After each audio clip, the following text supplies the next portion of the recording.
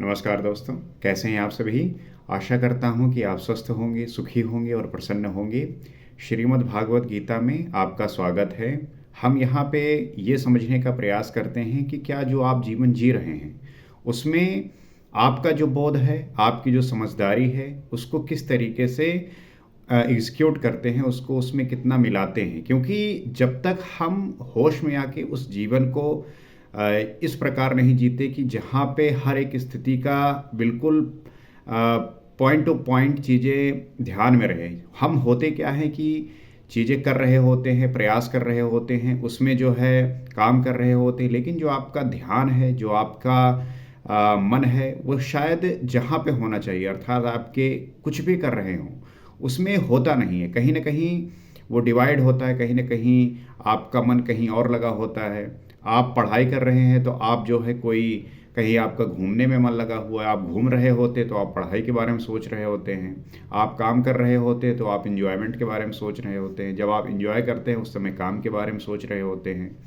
तो ये चीज़ें आपको पूरी तरीके से उतारती नहीं है आपके होने का, और इसीलिए जो है आप कोई भी चीज़ हमेशा मिस करते रहते हैं। अगर आप संपूर्ण तरीके से एक बार भी कोई भी चीज़ जी लें तो शायद वो मिस जो आप करते रहते हैं उसकी अनुभूति नहीं होगी। तो श्रीमद् भागवत गीता जो ये डाउट हैं, संशय हैं, ये बहुत सारे इन चीज़ों को दूर करती है। अर्थात इसमें आपको उस प्रकार से उतारती है कि आपका जो भी नशा होता है, अर्थात बेहोशी का नशा, उसमें आप उससे आप हटते हैं, उससे आप निकलते हैं और आपके जीवन में एक प्रादुर्भाव होता है, एक उम्मीद जगती है, एक नया रास्ता खुलता है। तो आइए उसी को समझने का प्रयास करते हैं और जानते हैं कि किस प्रकार से उन चीज़ों से हम निकल सकते हैं, उन्हें उसे हम जान सकते हैं। तो एत द्वनीन भूतानि सर्वाणि सर्वाणि त उपधारय अहम कृतशन्य जगता प्रभवा प्रलय स्थिता। श्री कृष्ण अर्जुन से कह रहे हैं कि ऐसा समझ कि संपूर्ण भूत एत द्वनीन, इन महाप्रकृतियों से परा और अपरा प्रकृतियों से भी उत्पन्न होने वाला है। ये सप्तम अध्याय का 6वां श्लोक है, जिसमें अर्जुन को समझा रहे हैं, श्री कृष्ण कह रहे हैं कि जो संपूर्ण भूत है, अर्थात जो प्रकृति सारी है, इसमें जो महाप्रकृतियों से परा और अपरा प्रकृतियों से भी उत्पन्न होने वाले हैं, यही दोनों एकमात्र योनि हैं। तो इन महाप्रकृतियों से जो परा है और जो अपरा है, उन प्रकृतियों से जो उत्पन्न होने वाले हैं, यही दोनों एकमात्र योनि हैं। बाकी तो सारा संपूर्ण जगत है, पृथ्वी है। मैं संपूर्ण जगत की उत्पत्ति तथा प्रलय रूप हूँ, अर्थात मूल कारण हूँ। तो श्री कृष्ण ये बात कह रहे हैं कि इस जगत का उत्पत्ति और प्रलय, ये जो रूप है, इसका मूल कारण मैं ही हूँ। मैं ही जब चाहता हूँ इसे जो है बनाता हूँ, और मैं ही जब चाहता हूँ इसे प्रलय में विलीन करता हूँ। तो जगत की उत्पत्ति मुझसे है और प्रलय विलय भी मुझ में है। तो वो यही बात कह रहे हैं कि ये जो जगत की उत्पत्ति है मैं ही करता हूँ, और जो प्रलय है अर्थात जो विलीन होता है वो मुझ में ही होता है। जब तक प्रकृति विद्यमान है तब तक मैं ही उसकी उत्पत्ति हूँ, और जब कोई महापुरुष प्रकृति का पार पा लेता है तब मैं ही महाप्रलय भी हूँ जो अनुभव में आता है। तो प्रकृति में व्यक्ति का जो है जन्म होता है, इसी में वो जो है रहता है। लेकिन कोई व्यक्ति जब इस प्रकृति को पार पा लेता है तब जो है मैं महाप्रलय भी हूँ, अर्थात जो अनुभव में आता है। तो व्यक्ति को इस प्रकृति से परे जाने का जो एकमात्र रास्ता है वो उसके ध्यान का है, होश का है, और उसको साधने के बाद वो उसको प्राप्त कर लेता है, उसको जान लेता है। तो सृष्टि की उत्पत्ति और प्रलय के प्रश्न को मानव समाज ने कौतूहल से देखा है। अक्सर जो है हम यही बात करते हैं कि इस सृष्टि की उत्पत्ति कैसे हुई, और प्रलय के प्रश्न को मानव ने कौतूहल की दृष्टि से देखा है। यही प्रश्न उठता है कि जो उत्पत्ति हुई है और जो प्रलय होगा वो किस प्रकार से होगा। और इसी बेसिस पे हर धर्म यही बोला है कि बस ईश्वर ने जो है इस सृष्टि का निर्माण किया है, उन्होंने ही जो है बनाया है। साइंस ने बोला कि बिग बैंग थ्योरी हुई थी। तो इस तरीके के कॉन्सेप्ट हमारे जो है समाज में प्रचलित हैं। अलग अलग समुदाय हैं, धर्म हैं, सबकी अपनी जो है कहानियां हैं, सबके अपने जो है धारणाएं हैं, और उसी के हिसाब से जिस धर्म से जो व्यक्ति जुड़ा हुआ है उसकी अपनी जो है समझ है। तो विश्व के अनेक शास्त्रों में इसे किसी न किसी तरह समझाने का प्रयास चला आ रहा है। चाहे आप भगवद गीता पढ़िए, पुराण पढ़िए, वेद पढ़िए, कुरान पढ़िए, बाइबल पढ़िए, सब में जो है अलग अलग तरीके से सभी ने जो है उसको प्रदर्शित किया है। कोई कहता है कि प्रलय में संसार डूब जाता है, तो कोई किसी के अनुसार सूर्य इतना नीचे आ जाता है कि पृथ्वी जल जाती है। तो अलग अलग आप जो है शास्त्रों में देखेंगे कि वहाँ पे किसी प्रलय में कहा गया है कि प्रलय में जो है संसार डूब जाता है, तो किसी के अनुसार सूर्य इतने नीचे आ जाता है कि पृथ्वी जल जाती है। कोई इसी को कयामत कहता है कि इसी दिन सबका फैसला सुनाया जाता है। तो कुछ ऐसे शास्त्र हैं जहाँ पे ये कहा जाता है कि कयामत के दिन जो है सबका फैसला सुनाया जाएगा। तो कोई नित्य प्रलय, नैमित्तिक प्रलय की गणना में व्यस्त है, वो सदैव नित्य प्रलय, नैमित्तिक जो प्रलय की गणना है उसमें व्यस्त होते उसे जानने का प्रयास करते हैं। किंतु योगेश्वर श्री कृष्ण के अनुसार प्रकृति अनादि है। कृष्ण यही बात कह रहे हैं कि जो प्रकृति है वो अनादि है, अर्थात उसका कब जन्म हुआ है इसका कोई भी पता नहीं है, और परिवर्तन होते रहे हैं किंतु ये नष्ट कभी नहीं हुई। परिवर्तन हुए हैं लेकिन ये नष्ट कभी नहीं हुई। परिवर्तन इसमें होते रहे हैं लेकिन ये पृथ्वी नष्ट नहीं हुई। तो भारतीय धर्म ग्रंथों के अनुसार मनु ने प्रलय देखा था। इसके साथ 11 ऋषियों ने मत्स्य की सींग में नाव बांधकर हिमालय के एक उत्तुंग शिखर की शरण ली है।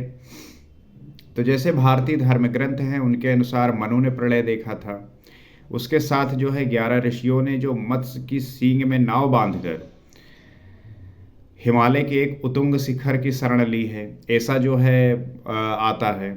और लीलाकार श्री कृष्ण के उपदेशों एवं जीवन से संबंधित उनके समकालीन शास्त्र भागवत में मृकंडु मुनि के पुत्र मार्कंडेय जी द्वारा प्रलय का आंखों देखा हाल प्रस्तुत है। तो भागवत पुराण में भी जो है मृकंडु मुनि के जो पुत्र थे मार्कंडेय, उनके द्वारा भी प्रलय का आंखों देखा हाल प्रस्तुत है।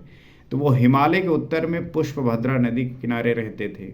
जो हिमालय है उसके उत्तर में जो है पुष्पभद्रा नदी है, उसके किनारे वो रहते थे। तो मृकंडु मुनि के पुत्र मार्कंडेय जी द्वारा भी जो है प्रलय को देखा गया है, वो ऐसा उसमें जो है जिक्र है। तो भागवत के 12 स्कंद के 8वें और 9वें अध्याय के अनुसार सौनक आदि ऋषियों ने सूत जी से पूछा कि मार्कंडेय जी ने महाप्रलय में वट के पत्ते पर भगवान बालमुकुंद के दर्शन किए थे। तो भागवत पुराण का आपने पाठ किया ही होगा, आप पढ़े ही होंगे, और नहीं पढ़े होंगे तो आप पढ़िए, उससे आपको बहुत सारी चीज़ें पता चलेंगी। तो उसमें जो है 12 स्कंद के 8वें और 9वें अध्याय में ये बताया गया है कि जो सौनक आदि ऋषियों ने जब सूत जी से पूछा कि मार्कंडेय जी ने महाप्रलय में वट के पत्ते पर भगवान बालमुकुंद के दर्शन किए थे, किंतु वे तो हमारे ही वंश के थे, हमसे कुछ ही समय पूर्व हुए थे, उनके जन्म के बाद न कोई प्रलय हुआ न सृष्टि ही डूबी, सब कुछ यथावत है, तब उन्होंने कैसा प्रलय देखा। तो वो यही बात कह रहे हैं कि जो मार्कंडेय जी थे वो हमसे कुछ पहले ही हुए थे, और उन्होंने अगर प्रलय देखा है तो जन्म में मतलब उनके जन्म के बाद ना कोई प्रलय हुआ है और ना ही सृष्टि डूबी है, सब कुछ वैसा ही है, तो उन्होंने फिर क्या प्रलय देखा। तो सूत जी ने बताया कि मार्कंडेय जी की प्रार्थना से प्रसन्न होकर नर नारायण ने उन्हें दर्शन दिया।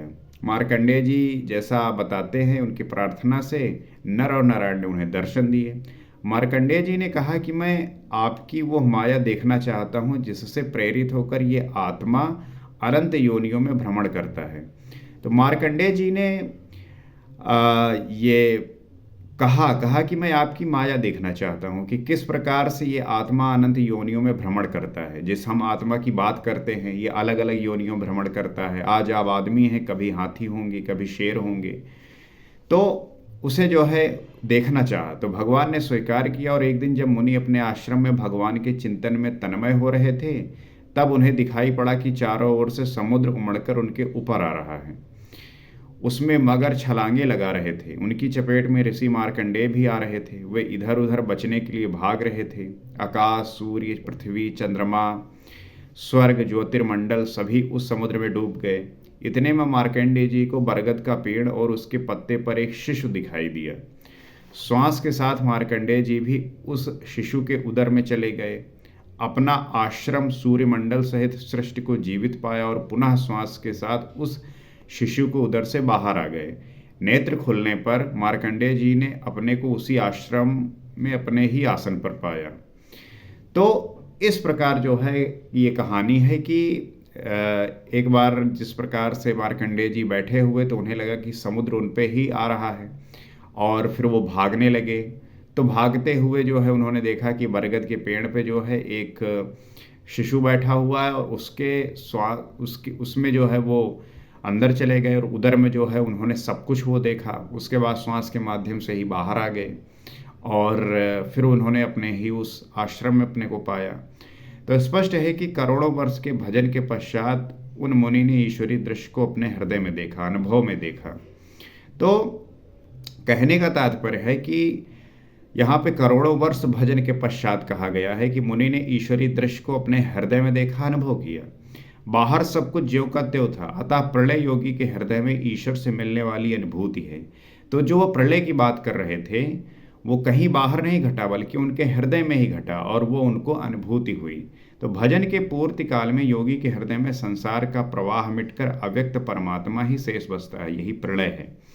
तो जब आपका भजन पूर्ति होता है तो योगी के हृदय में वो संसार का जो प्रवाह है मिटता है, खत्म होता है। उसके बाद परमात्मा ही शेष बचता है, इसी को प्रलय कहते हैं। तो प्रलय ऐसा नहीं होता कि जो आप देख रहे हैं ये पूरा संसार उलट पुलट जाएगा। वो प्रलय जो है वो साधक के हृदय में घटित होता है और जब वो घटित होता है तो जो पूरा संसार है वो मिट जाता है और व्यक्ति जो है उस परमात्मा का साक्षात करता है और जो है वो योगी हो जाता है। बाहर प्रलय नहीं होता, महाप्रलय शरीर रहते ही अद्वैत की अवर्चनीय स्थिति है, अर्थात वो व्यक्ति फिर एकाकी हो जाता है, एकत्व को प्राप्त हो जाता है कि वही जो है ईश्वर है और ईश्वर जो है वो है और वो जो है ईश्वर है, अर्थात वो एक हो जाता है। यह क्रियात्मक है, केवल बुद्धि से निर्णय लेने वाले भ्रम का ही सृजन करते हैं, चाहे आप हों या चाहे हम हो चाहे आप। तो ये आपके बुद्धि से समझने की बात है। ये भ्रम का सृजन करता है, लोगों को लगता है कि ये बाहरी घटना है जो ऐसा होगा, परंतु इस प्रकार से ये होता नहीं है, ये आपके हृदय में घटता है, आपको अनुभूति होता है। तो किस प्रकार से ये घटित होती हैं चीज़ें, इसी को आगे कहते हैं कि मत्ता पर तरम नान्यत किंचिदस्ति धनंजय मयि सर्वम इदम प्रोतम सूत्रे मणिगणा इव। वो कहते हैं अर्जुन से श्री कृष्ण की मेरे सिवाय किंचिन मात्र भी दूसरी वस्तु नहीं है, ये संपूर्ण जगत सूत्र में मणियों के सदृश मेरे में गुथा हुआ है। तो श्री कृष्ण कह रहे हैं कि मेरे सिवा किंचित मात्र भी दूसरी वस्तु नहीं है, ये संपूर्ण जो जगत है वो सूत्र में मणियों के सदृश मेरे में गुथा हुआ है तो परंतु जानेंगे कब, जब अनन्य आसक्ति भक्ति से मेरे परायण होकर योग में उसी रूप से लग जाएं, इसके बिना नहीं, योग में लगना आवश्यक है। तो अगर ऐसा है तो हम जानेंगे कब, तो जब अनन्य आसक्ति से भक्ति से मतलब कि आपकी आसक्ति ना हो आपके संसार के प्रति और जो योग में उसी रूप से लग जाए और इसके बिना वो जो है वो जान नहीं सकता, प्राप्त नहीं कर सकता, इसलिए योग में लगना आवश्यक है, योगी बनना आवश्यक है। तभी जो है आप जान पाएंगे, तभी जो है आप वो एकत्व को प्राप्त होंगे, वो अद्वैत को समझ पाएंगे। अन्यथा आप द्वैत की क्रीड़ा में जो है भटकते रहेंगे और इस प्रकार से खेल चलता रहेगा। तो आवश्यक है कि आप जो है अपने आप को जो है इस प्रकार से बदल सकते हैं। वो जो प्रलय की घटना घटित होगी वो आपके अंदर घटित होगी, आपका जो हृदय रूपी अनुभूति होगी वो घटित होगी। तो आप बेकार के पाखंड में, बेकार की कहानियों में ना पड़िए, एक्चुअली में क्या घटित होता है उसे समझने का प्रयास करिए, वही सत्य है और उसे ही जानना आवश्यक है। तो आशा करता हूँ कि ये बात आप समझे होंगे और इस वीडियो में जो हमने चर्चा की है इसमें आप कुछ जानेंगे, समझेंगे और हमारा जो उद्देश्य है कि हम जो चर्चा का एक स्तर है उसे अच्छे लेवल पे लेके जाएं ताकि हर एक व्यक्ति को उस बात का बोध हो कि वो किसी भी प्रकार के अंधविश्वास, पाखंड और बेकार की बातों में ना पड़े। और अगर आपको ये वीडियो अच्छा लग रहा है तो आप फॉलो कर सकते हैं, सब्सक्राइब कर सकते हैं ताकि हम इसी तरीके के जो है वीडियो आपके साथ साझा करते रहें और इसी तरीके से हम चर्चा और संवाद करते रहें। अगले वीडियो में हम आगे जो है समझेंगे कि किस प्रकार से श्री कृष्ण अर्जुन को समझा रहे हैं और उनके प्रश्नों का जो है उत्तर दे रहे हैं। तो आपसे यही उम्मीद है कि आइए इस अमृत रूपी धारा में एक दूसरे को समझते हुए, जानते हुए और इन विचारों को ग्रहण करते हुए इस माया रूपी संसार को समझकर हम अपने आप को जानकर इसमें रहते हुए सन्यासी और वैरागी हो सके। अगले एपिसोड में मिलते हैं। नमस्कार।